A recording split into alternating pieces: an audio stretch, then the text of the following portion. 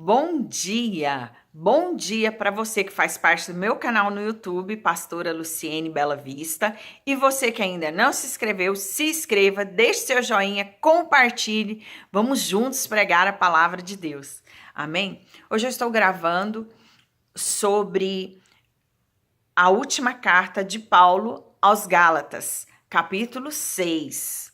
Você precisa ouvir todos os outros capítulos, para você ver que essa carta foi escrita aos Gálatas, mas parece que foi escrita ontem, e para mim, e para você, e para a sua igreja. Amém? Esse capítulo, do versículo 1 ao versículo 5, eu acho muito interessante. Ele está falando com a igreja. Por quê? Porque ele chama de irmãos.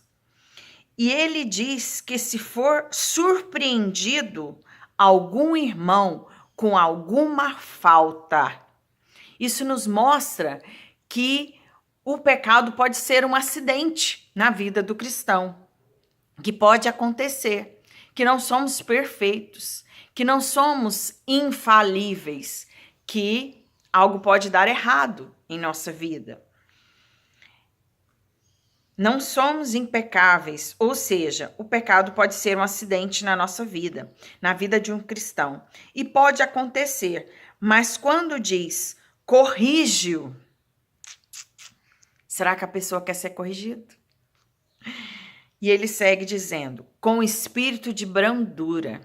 Porque se você for conversar com o irmão e ele de cara já te dizer assim, não precisa você me falar nada que eu já sei que eu tô errado. O espírito de brandura está bem longe.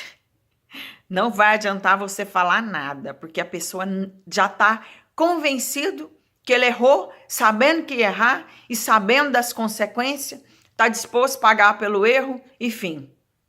Fim de conversa. Não há o espírito de brandura. Não há o arrependimento.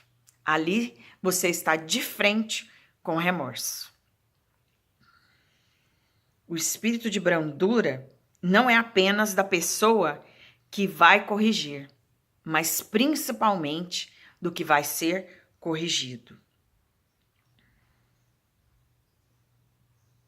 O versículo 2, vemos que às vezes nossos erros prejudicam toda a obra, toda a casa de Deus, mas essa é a lei de Cristo.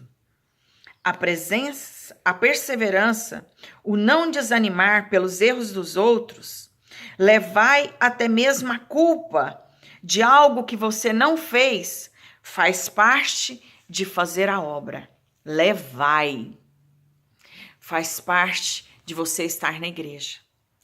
E se algum irmão, se alguma irmã pecou contra Deus, escandalizou a igreja, não saia da igreja por isso. A Bíblia diz, levai as faltas um dos outros. Levai até mesmo as culpas, quando for necessário. No versículo 3, porque se alguém se julga ser algo sozinho, sem a lei de Cristo, sem a igreja, sem ser fiel, sem obedecer, a si mesmo se engana. Temos que fazer a vontade de Deus e não a nossa. Versículo 4. Mas prove cada um o seu labor, ou seja, o seu trabalho, sua tarefa árdua e demorada, e assim terá motivo para gloriar-se, pois perseverou até o fim. Até o fim. Pois no final cada um prestará conta de si mesmo e do seu próprio fardo. Não se preocupe. Se hoje você está levando o fardo de um irmão, o fardo da sua igreja, não se preocupe. No final, você prestará conta apenas do que te diz respeito. Lembre-se que o erro do irmão não justifica o seu. E leve o fardo que te for necessário, para que a glória do Senhor resplandeça, para que o nome do Senhor seja glorificado. Amém? Pois no final, cada um prestará conta somente de si. E o versículo 6 ao 10, de Deus não se zomba, pois Deus não apenas vê a sua semente, mas a sua intenção. Dela sendo assim, o que plantarmos, colheremos. E enquanto pudermos, devemos fazer o bem, principalmente a família da fé, a igreja, o corpo de Cristo. Faça o bem, ajude, perdoe, ame de verdade, não sinta inveja do seu irmão, não sinta inveja do que o seu irmão faz pelo Senhor. Amém? Versículo 11 ao versículo 18. Mais uma vez ele fala sobre a circuncisão, que é um corte no órgão masculino. O que aparentemente nos faz pensar que por causa da aparência a pessoa segue a cruz.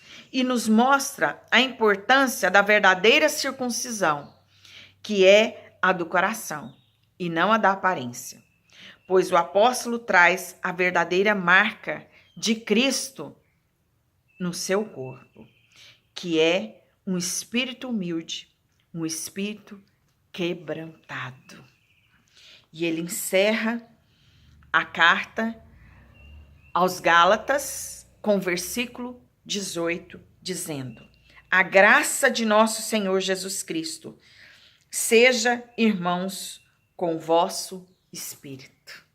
Amém? Você deve ler toda a palavra de Deus, porque eu sei que Deus vai falar mais coisas ainda ao seu coração do que falou nessa mensagem. Amém? Que Deus te abençoe e que você continue firme comigo, agora na carta de Paulo aos Efésios.